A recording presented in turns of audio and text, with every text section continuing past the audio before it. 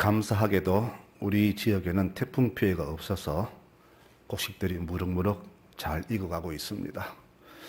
아직은 안심할 수는 없지만은 이대로 한 달만 잘 지나간다면 아마 풍성한 추수를 할 수 있을 것 같습니다. 같이 포항에 살지만 피해를 당한 지역과 그렇지 않은 지역이 있습니다.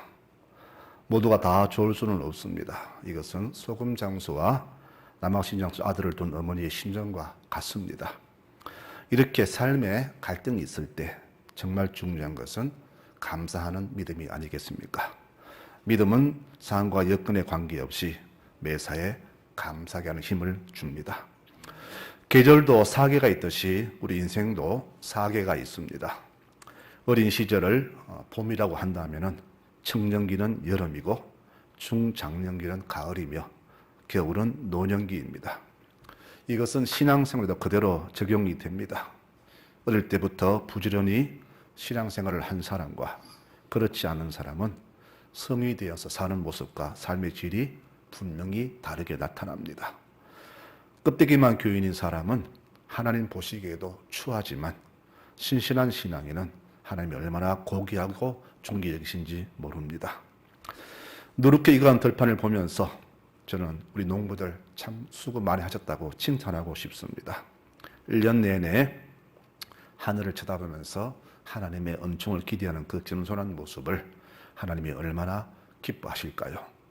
물이 위에서 아래로 흐르듯이 하나님의 은혜도 낮은 곳으로 임합니다. 그러므로 우리가 하늘의 복을 받고 은혜에 충만하려면 하나님 앞에서 늘 겸손한 사람들이 되어야 할 것입니다. 이제 추수의 계절이 다가왔듯이 우리 성도들도 신앙의 추수를 준비해야 합니다. 그럼 우리 성도가 맺을 신앙의 열매는 어떤 것이 있을까요?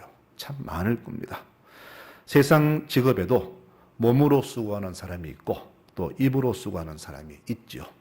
신앙인은 입과 몸 모든 삶의 부분에서 충실한 열매를 맺어야 하지만 오늘은 우리 신앙인이 맺을 열매 중에서 입술의 열매가 무엇인가 한번 생각해 보고자 합니다. 우리 성도들은 말과 행동이 항상 일치해야 합니다. 말과 행동이 다를 때에 우리는 외식이라 그렇게 말을 듣습니다. 믿음의 열매는 우리의 말과 행동이 일치할 때에 맺히게 되어 있습니다. 그 열매가 바로 언어의 열매가 아니겠습니까? 내 입으로 뱉어내는 그 말에는 좋은 언어와 나쁜 언어가 있으며 이 입에서 생명을 살리는 언어와 사람을 죽이는 언어가 나온다는 사실입니다. 말은 한번 뱉으면 다시는 주워담을 수 없는 것이기 때문에 우리는 말 한마디도 굉장히 신중하게 생각하고 말을 해야 합니다. 우리 조상들은 3, 4, 1원을 주장했습니다. 즉 말을 한번 하기 전에 3번 생각하고 말을 하라는 말입니다. 내가 하는 이 말이 과연 합당한 말인가? 듣는 사람이 인정할 수 있는가? 그래서 말 한마디를 해도 매우 신중하게 언어를 구사했습니다. 그래서인지 몰라도 과거엔 그 언어에 힘이 있었고 무게가 실렸기 때문에 백성들의 인성 수준은 매우 높았습니다. 지금은 그 당시보다 더 다양한 언어 구사와 지식이 늘어났지만 이상하게도 우리의 마음을 감동시키고 가슴을 찡하게 하는 교훈을 듣기가 매우 힘이 듭니다. 이제는 부모와 스승과 지도자의 교훈과 책망을 아주 하찮게 여기는 그런 시대가 되었습니다. 도무지 어른을 인정하지 않고 또 어른이 또 없는 시대가 되었습니다. 사회가 이러니 매우 혼란스럽습니다. 오늘 바울은 이 골로새 교회에 보낸 편지에서 우리 믿는 사람들이 어떤 언어를 써야 하는가에 대해서 말씀을 주고 있습니다. 이 당시 골로새 교회는 이단 문제로 매우 시끄러웠습니다. 천사를 숭배하자, 또 금욕주의, 신비주의, 유대인들의 그 전통통 의식, 그리고 잘못된 철학 사상이 교회를 힘들게 했습니다. 그럼 왜 성도들이 이단에 빠질까요? 바로 주 이유는 그겁니다.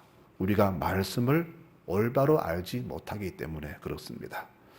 교회에 오래됐다고 해서 신앙이 깊은 게 아니라 말씀을 깊이 알아야 진리를 깨닫게 되고 진리를 아는 사람이 순수하고 깊은 신앙을 가지게 되는 것이 아니겠습니까? 그래서 교우들은 무엇보다도 말씀의 진리를 아는데 온 힘을 다해야 합니다. 이것이 바로 내가 살고 내 후손이 사는 길입니다. 오늘 골로새 교회의 소식을 들은 바울은 피 끓는 심정으로 편지를 보내어서 그 교인들을 위로하고 이렇게 권면을 합니다. 우리는 하늘에 소망을 두고 살아야 하는 사람들이다. 그런데 이 땅에 마음을 두고 산다면 늘 넘어질 수밖에 없다. 그러므로 여러분들은 땅에 있는 내 몸의 지체를 죽이라. 특히 탐욕은 우상 숭배와 같은 죄다. 이 탐욕 때문에 하나님의 진노가 임한다. 그리고 너희도 모든 부끄러운 것을 버리라. 그러므로 말 한마디 할 때도 성내지 말고 악의와 비방과 너희 입에 있는 모든 부끄러운 말들을 하지 말아라. 그리고 성도들은 절대 거짓말을 해서는 안 된다라고 교인들에게 권면을 합니다. 하나님은 우리에게 많은 선물을 주셨는데 그 중에서 특히 귀한 선물, 언어를 주셨습니다. 그런데 우리는 이 귀한 선물을 가지고 너무나 많은 죄를 짓는데 언어를 사용하고 있습니다. 이웃을 칭찬하고 격려하기보다는 저주하고 비방하고 욕하고 낙심하는데 이 귀한 언어를 너무나 많이 쓰고 있습니다. 그래서 우리 교우들은 무엇보다도 언어에 신중한 사람들이 되어야 합니다. 이 주신 언어를 가장 아름답게 사용하는 방법이 있다면 그것은 바로 하나님께 기도하는 언어일 것입니다. 우리는 무엇보다도 기도의 언어로서 기도 열매를 맺어야 합니다.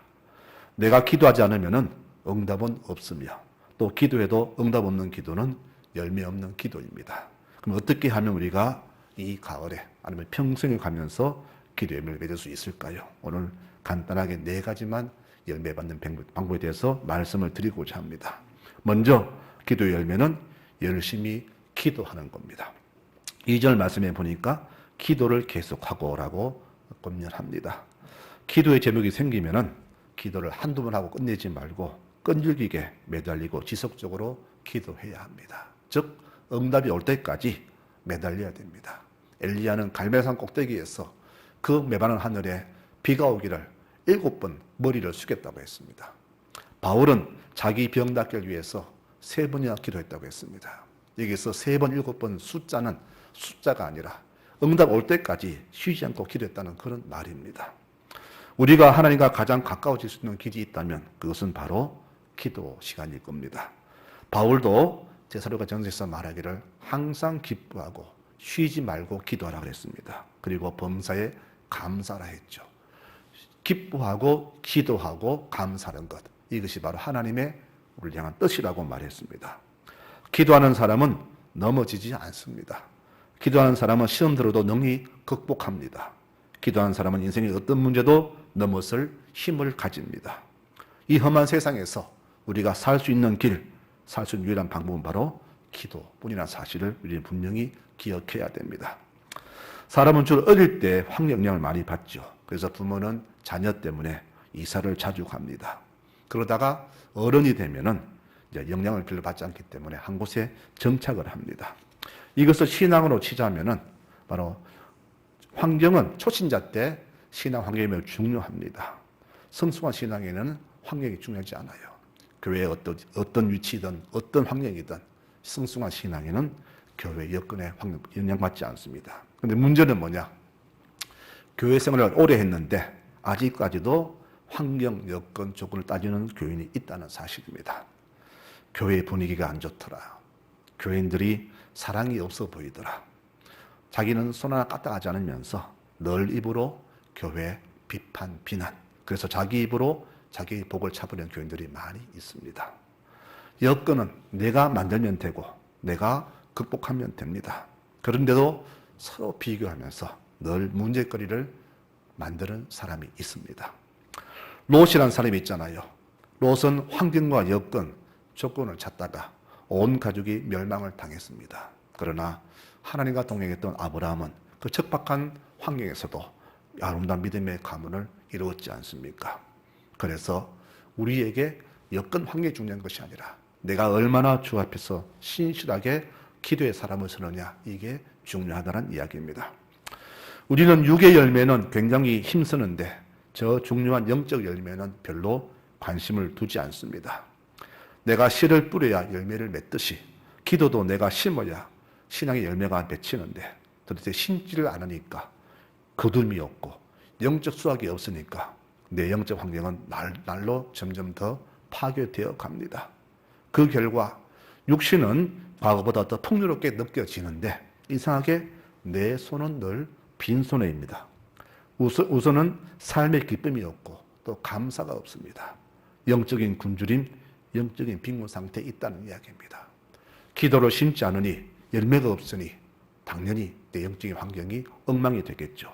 그런데 문제는 그것조차도 못 깨닫는 교인들이 너무나 많다는 사실입니다. 그래서 날마다 교회를 비난하고 세상을 비난하고 환경을 비난하고 심지어는 아내와 남편을 비난하고 이웃을 비난하는 그런 모습으로 살아간다는 것이죠. 신앙의 가장 기본이 무엇입니까? 내가 영적으로 바로 서야만이 육적으로 충만하다는 것이 바로 진리가 아닙니까? 그래서 요한 3서에서 말하잖아요. 사랑하는 사람아, 네 영혼이 잘 되는 것이 네가 범사에 잘 되는 것이라고 우리에게 권면하지 않습니까? 내 영혼이 가장 잘 되는 것이 육신이 잘 되는 비결입니다. 그러므로 내 영혼 잘 되는 비결은 무엇입니까? 바로 기도하는 겁니다. 그래서 우리에게 언어를 주신 것은 우리에게 기도하라고 우리에게 언어를 주신 겁니다. 육신이 부지런한 사람이 바로 경제적으로 잘 살듯이 기도에 부지런한 교인이 풍성한 신앙의 열매를 맺음을 기억하시면서 우리 성도님들 부지런히 기도하여서 기도 열매를 많이 맺는 교우들이 되시기를 축원합니다. 두 번째로 우리의 기도의 열매는요, 기도하되 감사의 기도를 늘 드려야 됩니다. 교인들 기도하는 모습을 가만히 보면은요, 우리 교회는 말한 게 아닙니다. 제가 다른 교회 봤을 때 감사 기도는 거의 없어요. 거기다가 내 바란 것만 구합니다. 뭘 주십시오. 뭐 해주세요. 뭐 해주시기 바랍니다. 하나님이 사람이었다면 벌써 몸살나서 죽을지 싶습니다. 수십억 인구가 날마다 달라고 하니까 어떻게 다 요구를 맞춰줍니까? 그렇습니다. 물론 기도는 구하는 게 맞습니다. 그러나 기도의 기본이 있죠. 이 기본이 바로 돼야 됩니다. 기도의 기본은 내가 받은 은혜가 얼마나 크고 감사한지를 알고 먼저 주께 감사드리는 것이 바로 기도의 기본입니다. 그리고 은혜에 감사해서 그 은혜로 기도하는 것이 바로 기도의 기본이 되겠죠. 여러분도 그렇게 생각할 겁니다. 저는 새벽 기도에 보면은 새벽 기도에 거의 나오지 않는 분이 어쩌다가 한번 불쑥 오시는 것을 보면은 속으로 이제 기도하는 날이다 이런 마음이 들기보다는 굉장히 마음이 불안해요. 왜 불안할까요? 저 집에 무슨 일이 생겼구나. 또 무슨 일인고 힘든데 이런 마음이 드는 이유는 뭘까요? 그만큼 교인들이 평소에 기도하지 않았다는 겁니다. 육신이 형통할 때는 기도하지 않죠. 마음대로 삽니다. 그러다가 가정에 문제가 생기고 걱정들이 생기면 그때서 기도합니다. 그러니 이런 사람의 기도에 무슨 감사 기도가 있겠습니까? 그저 원망뿐이잖아요. 하나님 왜 우리 가정에 이런 시련을 주십니까? 왜 이런 아픔 주십니까? 다른 집은 괜찮은데 왜 하필 접니까? 라고 하면서 불평 터뜨린 것이 그때 일상이 되었습니다. 교회마다 왜 분란이 나느냐? 다른 이유 없습니다. 교회 있는 산에 감사가 없기 때문입니다. 감사가 넘치면은요, 싸울 일이 없습니다. 사람이 모여서 회의를 해도 배가 부르니까 대충 싸울 일 없어요. 그거 그냥 넘어갑시다 그러는데 배고프면은 짜증나고 한마디도 시비를 걸고 회의가 엉망이 됩니다. 즉 내가 감사로 충만하면은 교회에 분란이 없고 가정에 분란이 있을 리가 없습니다. 싸운다는 것은 내 속에 감사가 없기 때문에 그 자리에 감사할 자리에 불평 불만이 자리하기 때문에 이렇게 싸우는 것이 아니겠습니까? 오늘 바울은 골로새에 보낸 편지 1장 3절에서 이렇게 기도합니다. 우리가 너희를 위하여 기도할 때마다 하나님 곧 우리 주 예수 그리스도께 아버지께 감사한다라고 감사를 올려드렸고요. 2장에도 너희가 예수님을 주로 받았으니 그 안에서 행하되 그 안에 뿌리를 박으며 세움을 입어 교훈을 받은 대로 믿음에 굳게 있어서 감사함을 넘치게 하라. 그렇게 권면했습니다. 자, 바울이 그 교회에게 감사에 강조했습니다. 그러면은 바울이 이 편지를 쓸 때가 그 장소가 어딘 줄 아십니까? 창문 밖으로 울긋불긋 단풍이 보이고 헌드레드에 기대어서 진한 케냐 AA 커피향을 맡으면서 베토벤의 교향을 들으면서 쓰는 곳이 아닙니다. 그는 언제 죽을지 모르는 로마 지하 감옥에서 주야 배고픔을 참으면서 이 편지를 썼습니다. 그래서 에베소서, 빌립보서, 골로새서 이 편지를 옥중 쓰시는 하지 않습니까? 환경만 생각하면은 감사할 게 없죠. 불편밖에 없습니다. 내가 예수를 전하다가 이렇게 툭 된 거, 왜 하나님은 나를 안 건져주시나? 불평할 수밖에 없습니다. 그러나 그는 늘 감사로 충만했기 때문에 자기가 그렇게 환경에 처해서도 불평보다는 감사했고 교인들에게 감사라고 이렇게 편지를 쓴 겁니다. 이와 같이 감사가 넘치는 교회는 어떤 일도 생기지 않을 뿐 아니라 어떤 문제가 생겨도 능히 극복하는 힘을 가지게 된다는 사실을 여러분 믿으시기를 바랍니다. 하나님은 우리의 기도를 들으시되 특히 감사 기도를 기뻐하십니다. 내가 주께 감사만 드려도 내가 바라는 것, 원하는 것, 내가 구하는 것을 다 하신 주님께서 능히 이루어 주실 줄 믿습니다. 그러므로 항상 감사의 기도를 놓치지 마시기 바랍니다. 인상 쓰고 불만족한 자세로 날마다 달라고 하는 기도보다는 작은 것에도 감사하며 아픔도 감사하고 큰일도 감사한 그런 기도에 더 많이 축복하시고 응답하십니다. 그러므로 기도를 맺기 위해서는 첫째는 항상 기도하되 두 번째는 항상 감사 기도를 드리는 것이 올바른 열매 맺는 비결임을 기억하시고 날마다 감사 기도 드리는 교우들이 되시기를 축원합니다. 세 번째 열매는요, 기도하되 우리가 정말로 정신을 차리고 기도해야 됩니다. 자, 오늘 성경 말합니다. 기도하되 깨어 있으라 그랬습니다. 깨어 있으라. 우리가 애가 일어나면은 정신 못 차리죠. 그러면 정신 차려 그러죠. 깨어 있다는 것은 내가 시대를 바로 본다는 이야기입니다. 우리 성도들은 지금 우리나라 이 시대를 제대로 보고 파악하는 그런 시각을 가져야 됩니다. 과거 일제 말기, 조선 말기 일제 초기에 우리 이 땅의 성학자들은 믿는 자들이었습니다. 믿는 자들이 시대를 바로 보고 부국을 위해서 애썼지 않습니까? 성도들은 시대를 제대로 봐야 됩니다. 우리가 이 시대를 제대로 파악하지 못하면 우리 역시 불신자와 같이 똑같이 고난과 환난을 면하지 못하게 될 겁니다. 깨어있으라는 이 말은 이 시대를 보면서 이 시대를 어떻게 기도하기를 원하시는가를 알고 기도하라는 말입니다. 구약의 선지자들은 그 시대를 바로 보았지만 그 당시 임금과 백성들은 시대를 제대로 보지 못했습니다. 그저 평안하다 평안하다 하나님이 이 예루살렘을 지키시고 또 이곳에 성전이 있으니까 우리는 어떤 걱정도 없다. 그들은 그렇게 착각하며 살았습니다. 아수르와 바벨론 침공이 눈앞에 닥쳐왔는데도 그들은 깨닫지 못했습니다. 위기를 못 본 겁니다. 그 민족은 시대를 바로 보는 눈이 없었습니다. 왜 그랬을까요? 하나님을 멀리하고 탐욕에 젖어서 우상 숭배다 보니까 육으로 살다 보니까 시대의 그 고난과 흐름을 보지 못했던 겁니다. 그 선지자들은 눈물로 호소했지만은 백성들은 듣지 않았습니다. 그 결과 이스라엘은 하나님 모르는 이방 민족 아수르와 바빌론의 포로가 되어서 종이 되는 치욕을 당했지 않습니까? 그 치욕이 얼마나 부끄러웠는지 시편 147편에 이렇게 호소합니다. 우리가 바벨론 어느 강가에 앉아서 시온을 기억하며 울었도다. 그들이 우리 보고 말하기를 자기들을 위하여 찬송가를 부르라고 한다. 우리가 어찌 시들 앞에서 하나님께 드릴 찬송을 불러야 하나. 이렇게 울면서 호소하는 것이 시편 137편입니다. 지금 우리나라는 어떻습니까? 소득이 높아지고 생활수 높아지니까 마치 다 이룬 것이냐 우리 모든 백성이 착각하며 살아갑니다. 한 나라와 민족의 흥망성쇠는 그 백성들의 올바른 생각에서 시작이 되는데 이 민족은 과거 이스라엘 모습을 그대로 본받아 가고 있습니다. 종교 지도자도 여기에 편성합니다. 그들은 시대를 보는 눈이 없습니다. 그래서 그저 자기 이름 내는데 혈안이 되어 있습니다. 회의는 뒷전이고 그 자리 차지에만 관심을 두고 있습니다. 이런 사람들에게서 회개해야 된다, 기도해야 된다, 돌아가야 한다는 그런 설교가 나오겠습니까? 또 교인들도 수준이 그러니까 그런 설교하면은 코웃음 치고 듣기 싫어합니다. 요즘 시대에 누가 회개란 말을 설교하나 힘들어 죽겠는데 위로하고 축복하는 설교를 해야지. 수준이 그렇게 되었습니다.